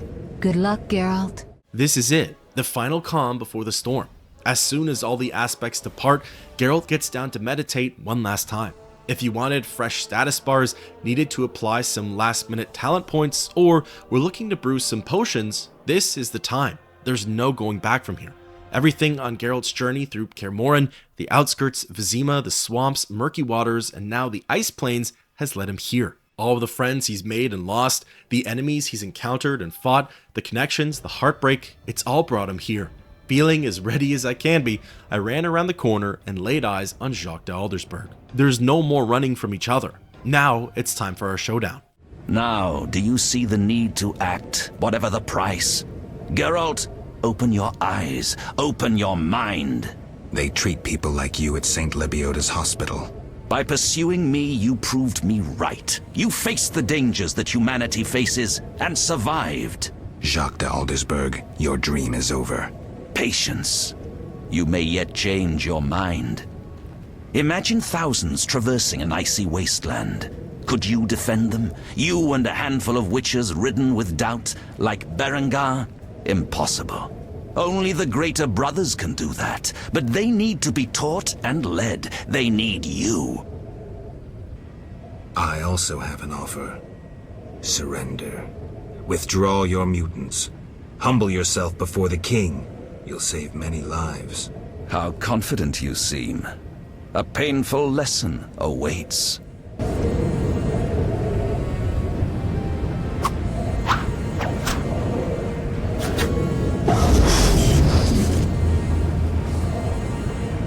The final fight for the Witcher is broken down into a few phases. The first sees Geralt battling against 5 mutants. If this matchup happened earlier in the game, I have no idea how I'd fare. I probably would have just walked out of the room or something. Remembering my first fight with one of these things, it had me backed into a corner. To think about how far I've come, I'm now able to take out an entire group of them with nothing but a steel sword and some swallow.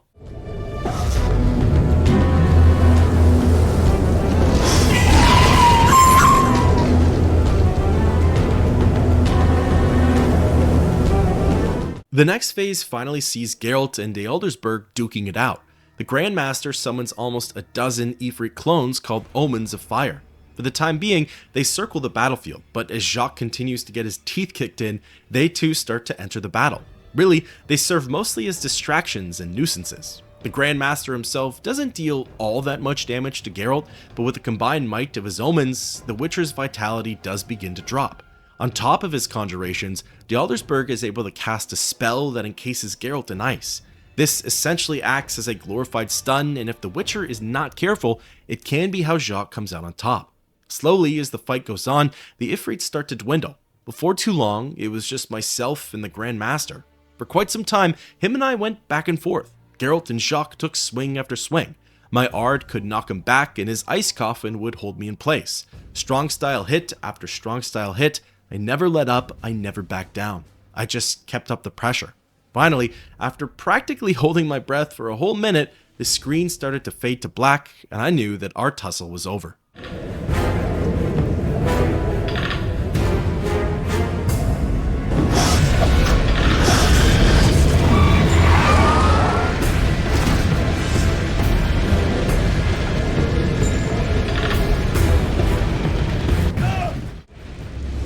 Again, Wolf. Have you fulfilled your destiny? Salamandra is dying, soon to be a memory. Salamandra means nothing.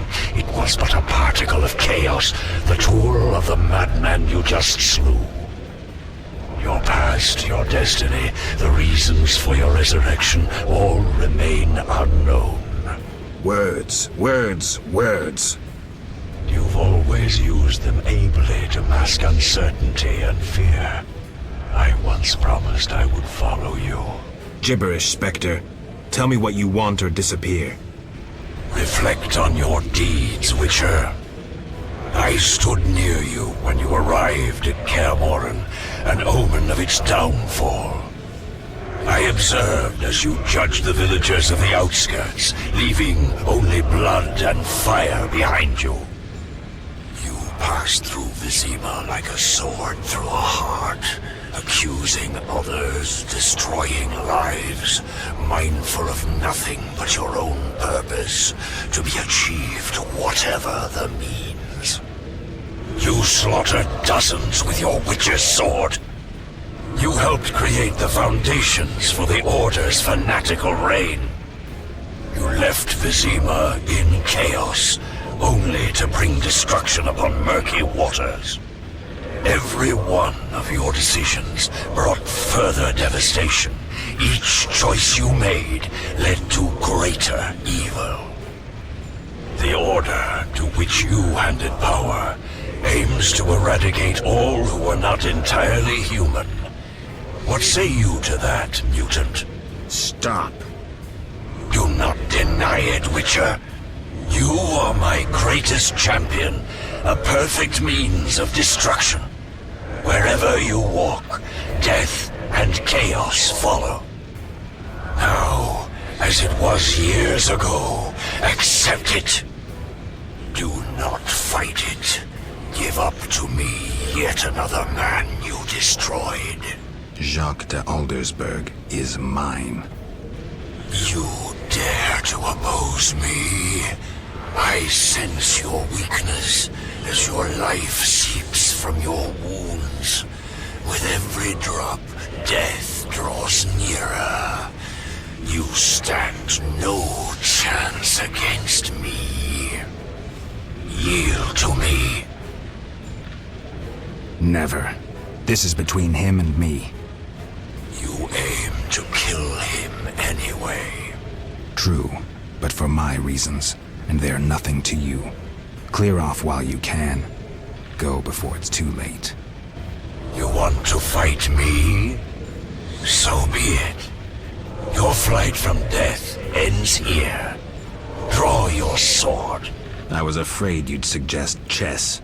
So, in a weird twist of events, the true final boss for The Witcher is the King of the Wild Hunt. It kind of comes out of left field, but after doing some digging, there are apparently hints of the king's involvement throughout the story in some of the game's side quests. This specter has been on Geralt's tail for quite some time. Even though it's not the same thing, in some ways, think of the King of the Wild Hunt as death. It's an old entity and it'll far outlast almost anything on the continent. Apparently, the king wants Jacques just as badly as Geralt wants him. Along with that, the king also intends to claim Geralt. Consider it a two birds, one stone approach. You probably saw it, but I did have the option of surrendering the Grandmaster to the Wild Hunt. I'd assume that that option completely circumvents this fight and jumps the story to the end. Honestly, it was probably incredibly risky to fight with the Wild Hunt. If I had died, I probably would have had to go through the entire de Aldersberg fight again. Truly, this battle took me forever to complete. I had the king backed up to a corner and just unleashed a flurry of silver fast style combos. After what felt like 3 straight minutes of attacks, it appears as though I had finally defeated the Spectre. Feeling pretty good about my bonus achievement there, I wandered back over to de Aldersberg and closed out the fight.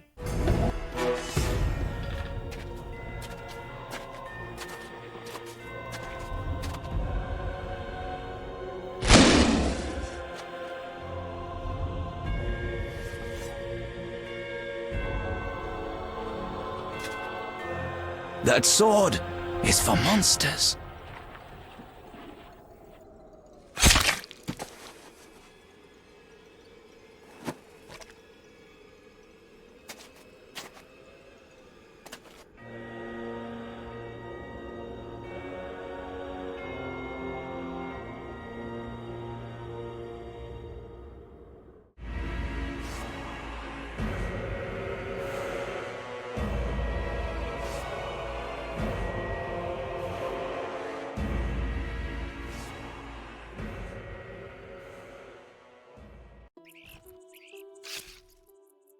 You're awake, Geralt.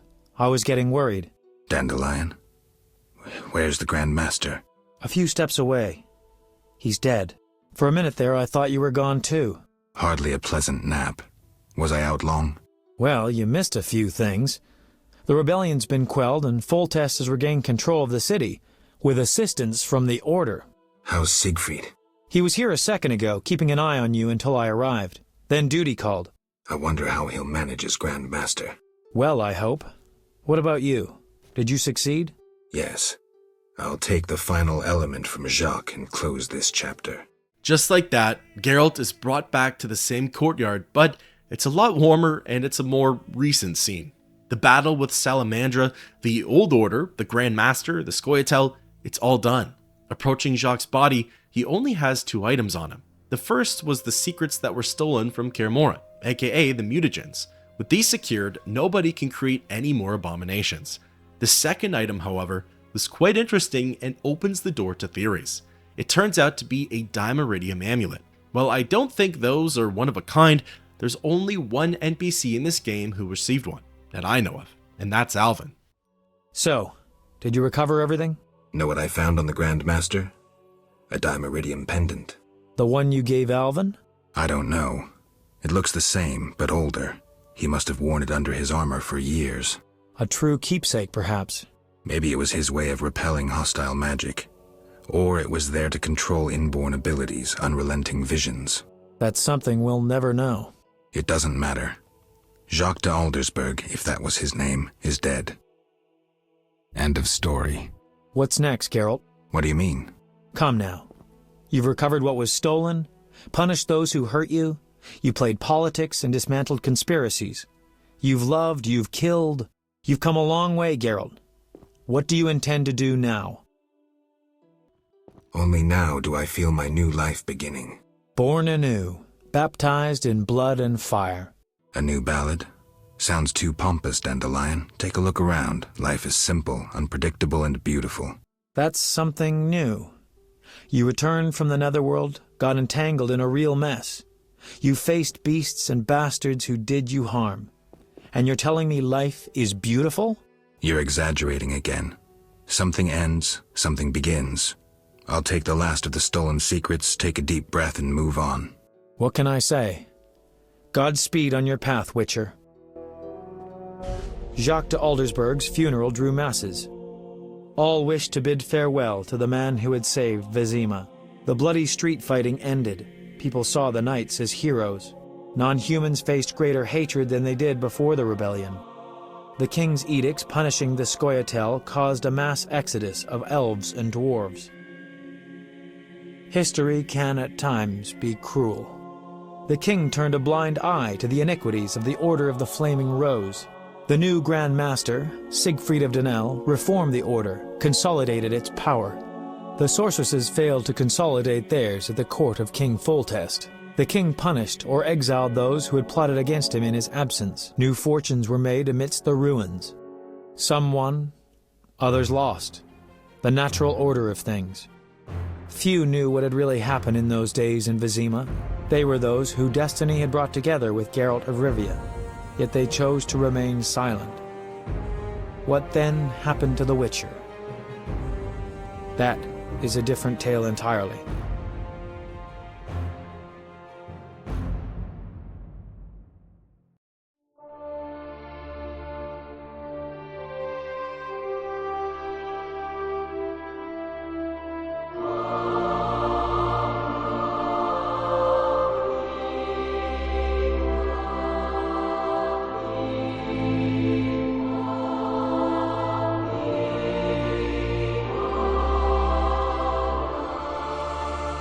Temeria and Redania are allies, thanks in no small part to you. For your toil, a worthy pouch of gold. Your Highness. Master. Farewell, sire.